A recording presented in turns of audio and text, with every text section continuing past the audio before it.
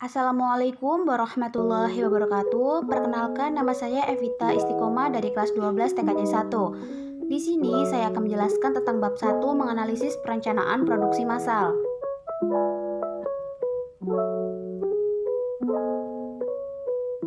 Apa itu produksi massal?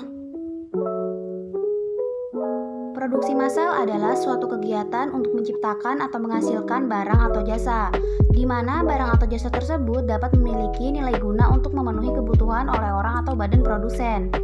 Beberapa ciri-ciri utama dari produksi massal adalah sebagai berikut. 1. Adanya standar yang jelas dalam proses produksi. Memiliki mesin yang bisa memproduksi barang secara terus-menerus dan dalam jumlah yang banyak. Semua alur produksi bisa berjalan dengan seimbang. Waktu produksi relatif singkat. Dalam penggunaan bahan baku sudah berjalan secara otomatis. Dan yang terakhir, kemudahan dalam kontrol produksi.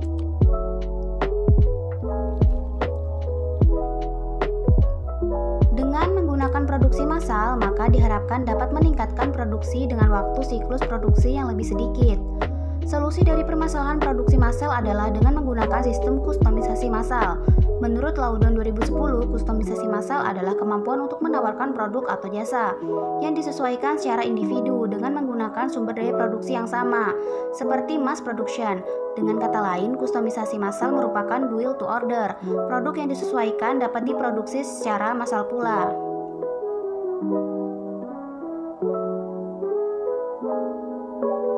Apa itu nilai guna barang? Nilai guna barang adalah sebuah nilai atas manfaat yang diperoleh dari penggunaannya, baik itu bersifat nyata atau tidak nyata. Suatu barang tidak akan berguna jika tidak bisa diambil manfaatnya, dan barang tersebut tidak akan bernilai jika tidak memiliki nilai guna barang.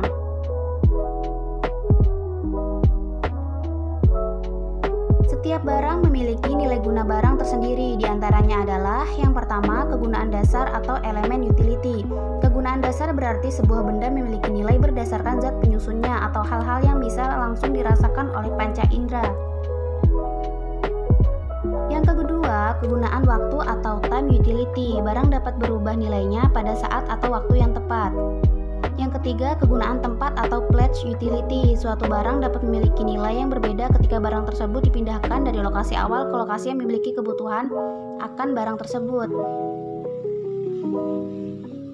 4. Kegunaan bentuk atau form utility. Kegunaan bentuk berarti bahwa sebuah benda akan memiliki nilai guna lebih ketika berubah bentuknya.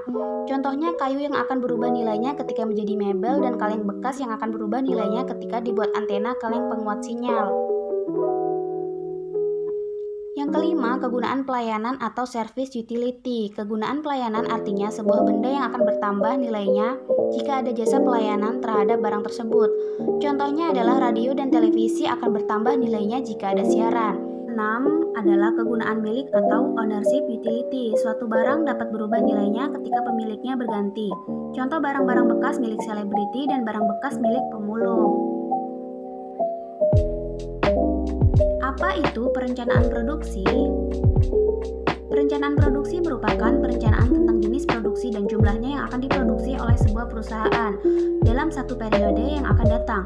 Perencanaan produksi ini juga bagian dari perencanaan operasional di dalam perusahaan. Perencanaan produksi menuntut penaksir atas permintaan produk atau jasa yang diharapkan akan disediakan perusahaan di masa yang akan datang. Dengan demikian, perencanaan merupakan bagian integral dari perencanaan produksi. Bufa dan Sarin 1996.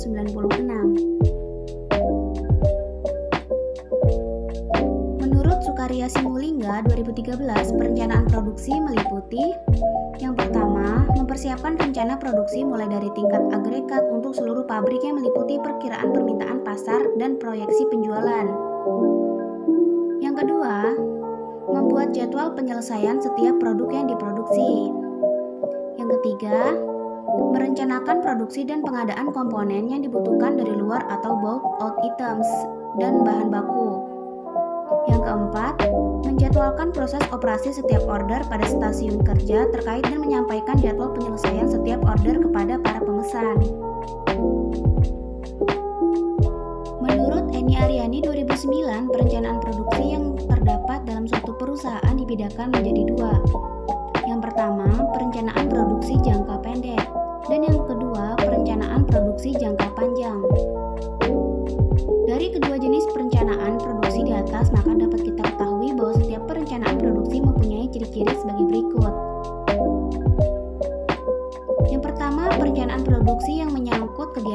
pada masa yang akan datang dibuat berdasarkan penaksiran kegiatan yang ditentukan oleh ramalan penjualan pada masa yang akan datang. Yang kedua, perencanaan produksi mempunyai jangka waktu tertentu. Yang ketiga, perencanaan produksi mempersiapkan tenaga kerja, bahan baku, mesin-mesin, dan peralatan lain pada waktu yang diperlukan. Perencanaan produksi harus menentukan jumlah dan jenis serta kualitas dari produksi yang akan diproduksi. Perencanaan produksi harus dapat mengkoordinasi kegiatan produksi dengan mengatur bagian-bagian yang mempunyai hubungan langsung ataupun tidak dengan kegiatan produksi. Dalam perencanaan produksi ini dapat disusun suatu rencana produksi yang baik yang dapat dilaksanakan dan dengan biaya yang serendah mungkin. Apa saja fungsi dan tujuan perencanaan produksi? Fungsi perencanaan produksi massal yang pertama menjamin rencana penjualan dan rencana produksi konsisten terhadap rencana strategis perusahaan. Yang kedua sebagai alat ukur performansi proses perencanaan produksi. Menjamin kemampuan produksi konsisten terhadap rencana produksi. Memonitor hasil produksi aktual terhadap rencana produksi dan membuat penyesuaian. Mengatur persediaan produk jadi untuk mencapai target produksi dan rencana strategis. Mengarahkan penyusunan dan pelaksanaan jadwal induk produksi. Tujuan perencanaan produksi massal menurut Hendra Kusuma, meramalkan permintaan produk yang dinyatakan dalam jumlah produk sebagai fungsi dari waktu. Menetapkan keseimbangan antara tingkat kebutuhan produksi, teknik pemenuhan pesanan, serta memonitor tingkat persediaan produk jadi setiap saat. Menetapkan jumlah saat pemesanan bahan baku serta komponen secara ekonomis dan terpadu.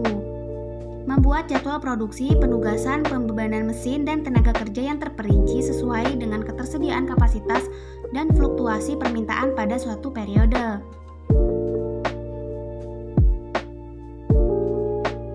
Apa saja kelebihan dan kekurangan produksi massal? Kelebihan produksi massal, akurasi dan otomatisasi tinggi, kurang biaya tenaga kerja, kenaikan tingkat produksi, biaya per unit rendah, pemorosan dapat diperkecil, biaya tenaga kerja rendah. Kekurangan produksi massal, sumber daya yang terbuang, tidak ada jaminan dan kurang beragam, lebih banyak biaya untuk bahan, terdapat kesulitan perubahan produk, proses produksi mudah terhenti, sulit menghadapi tingkat permintaan. Tahap perencanaan produksi massal. Perencanaan produk adalah proses menciptakan ide produk dan menindaklanjuti sampai produk diperkenalkan ke pasar. Tahap-tahap perencanaan produksi yang baik dan benar akan menghasilkan output yang berkualitas.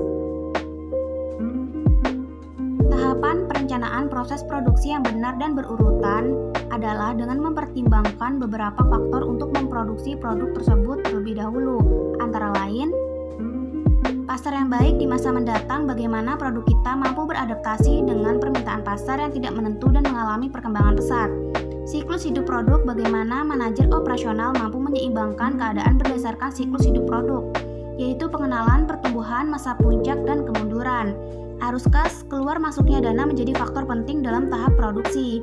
Kemampuan organisasi, pengaruh sumber daya manusia di dalamnya mulai dari perencanaan, pengorganisasian, pelaksanaan, dan pengontrolan. Tahapan perencanaan produksi. Ide pokok, desain awal, seleksi ide produk, implementasi, purwarupa, pengetesan, dan yang terakhir, desain akhir. Faktor keberhasilan produksi massal. Sangat bersemangat dalam melihat atau mencari peluang-peluang baru, mengejar peluang dengan disiplin yang ketat, mengejar peluang yang sangat baik dan menghindari mengejar peluang yang melelahkan diri dan organisasi. Fokus pada pelaksanaan, mengikut sertakan energi setiap orang yang berada dalam jangkauan mereka. 8 hal yang membuat usaha bisnis meraih kesuksesan dan keberhasilan. Yang pertama, peluang pasar yang baik, keunggulan persaingan, kualitas barang atau jasa, inovasi yang berproses, dasar budaya perusahaan, menghargai pelanggan dan pegawai, manajemen yang berkualitas, dan yang terakhir, dukungan modal yang kuat. 5 indikator untuk menilai kerja usaha pengembangan produk: kualitas produk, biaya produk, waktu pengembangan produk, biaya pengembangan, kapabilitas pengembangan. Apa Apa itu proses produksi? Proses produksi adalah tahap-tahap yang dilalui dalam memproduksi barang dan jasa. Produksi yaitu pembuatan barang dengan mesin serta peralatan. Produksi dapat diartikan suatu proses mengubah bahan baku menjadi barang jadi atau menambah nilai suatu produk atau barang dan jasa agar dapat memenuhi kebutuhan masyarakat. Persiapan produksi yaitu pembuatan sarana produksi atau sistem produksi itu sendiri. Berikut persiapan produksi yang memiliki beberapa kegiatan seperti perencanaan urutan proses yaitu penjadwalan waktu, pemilihan peralatan, pengerjaan dengan peralatan, mobilisasi personalia, pembelian material, dan yang terakhir pembagian pekerjaan. Proses produksi yaitu yang pertama proses produksi pendek, proses produksi panjang, proses produksi kontinu, dan proses produksi perselingan atau intermiten. Perencanaan produksi adalah kegiatan praproduksi yaitu menentukan persyaratan manufaktur seperti tenaga kerja, material, mesin, dan proses-proses manufakturnya.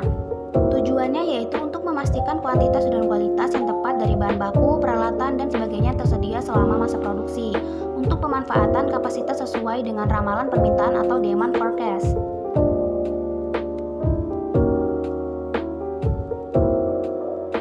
Manfaatnya yaitu organisasi atau perusahaan dapat mengirimkan produk secara teratur dan tepat waktu sesuai dengan yang dibutuhkan pelanggan.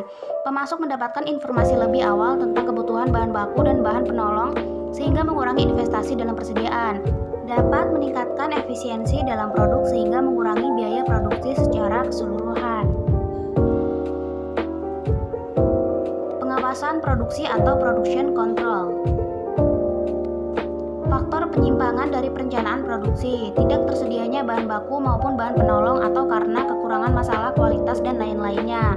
Terjadinya kerusakan mesin, peralatan kerja maupun fasilitas produksi lainnya.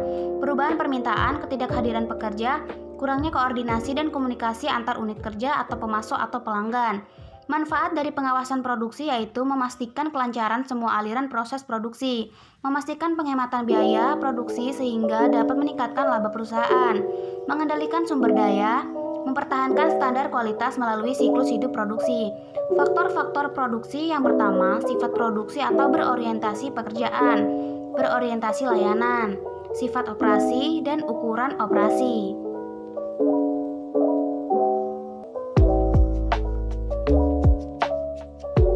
Terima kasih. Wassalamualaikum warahmatullahi wabarakatuh.